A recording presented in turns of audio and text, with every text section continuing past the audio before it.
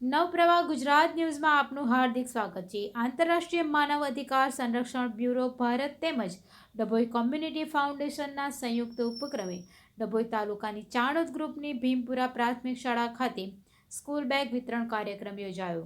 આજરોજ ચાણોદ ગ્રુપની ભીમપુરા પ્રાથમિક શાળા ખાતે આંતરરાષ્ટ્રીય માનવ અધિકાર સંરક્ષણ બ્યુરો ભારત તેમજ ડભોઈ કોમ્યુનિટી ફાઉન્ડેશનના સંયુક્ત ઉપક્રમે સ્કૂલ બેગ વિતરણનો કાર્યક્રમ યોજાયો.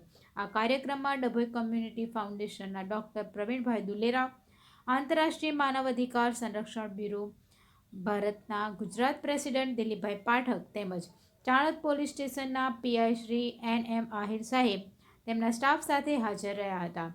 તેમજ જરૂરિયાતમંદ બાળકોને સ્કૂલ બેગ, પેન્સિલ કીટ, નોટબુકનું તમામ બાળકોને વિતરણ કરવામાં આવ્યું હતું. ત્યારબાદ ડૉક્ટર પ્રવીણભાઈ દુલેરા સાહેબ તેમજ પીઆઈ શ્રી એન આહિર સાહેબે બાળકોને આશીર્વાદ આપ્યા હતા. માનવ અધિકાર આયોગ ભારત સરકારના સેક્રેટરી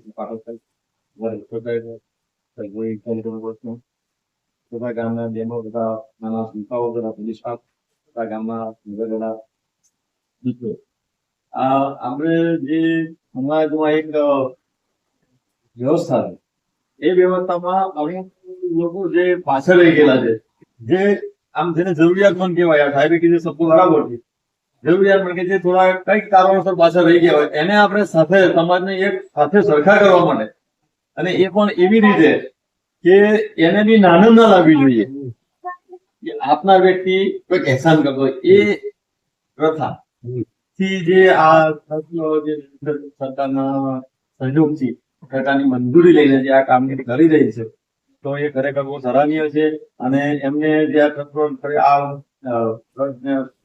કામગીરી કરવામાં આવે છે, એમાં જે બહેનોને તથા ભાઈઓને અથવા બહેનોને જે વિષયલક્ષી જે અમુક મદદ કરવામાં આવે છે, એ ખરેખર બહુ ઉમદા સરાહનીય કામ કહેવાય.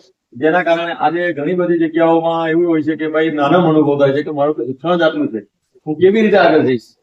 તો એવાનો જે હાથ પકડી અને એને જે સમાજની જે મુખ્ય ધારાઓના લાવવા માટેના જે પ્રયત્નો કરવામાં આવે છે સંસ્થા દ્વારા, એ ખરેખર કાબિલે તારીફ છે. તથા આ બાળકોને પણ કહું છું કે તમારે પણ કોઈ પણ જગ્યાએ કંઈ પણ જરૂરિયાત હોય તો અમારો અથવા આ સાહેબ તો અહીંયા આવતા જ રહે છે, પાઠક સાહેબ તથા ડોક્ટર સાહેબ તથા બીજા પણ ઘણી બધી સંસ્થાઓ છે, તો અમારા ઘણી જગ્યાએ અમને બોલાવતા પણ હોય છે આવા કામોમાં, તો અમે જતા હોઈએ છીએ.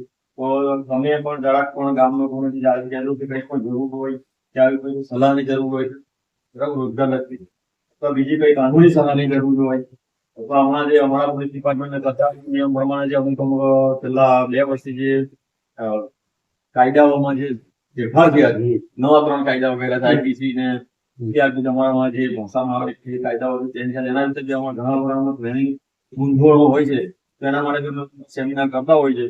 તો એ માંથી તમારે કઈ ગાઈડલાઇન્સ કે આપણે કઈ માર્ગદર્શન જરૂર હોય તો અમારા પોલીસમાં હું બેઠો છું કાયમ માટે, બરાબર. તો તમે પણ કામ લોકોમાં આવી શકો. અને એમાં બી ઘણી બધી જોગવાઈઓ છે કે નિર્દોષ માણસ ખોટો ફસાઈ ના જાય, એમાં બી ઘણી બધી જોગવાઈઓ છે, બરાબર છે. તો એની બી અમારે ઘણી બધી લેવાના છે. એકાદ હું પણ એક ગામમાં એક નાનો સેમિનાર રાખીશ લોકો માટે, બરાબર, પ્રોગ્રામ થાય, બરાબર છે.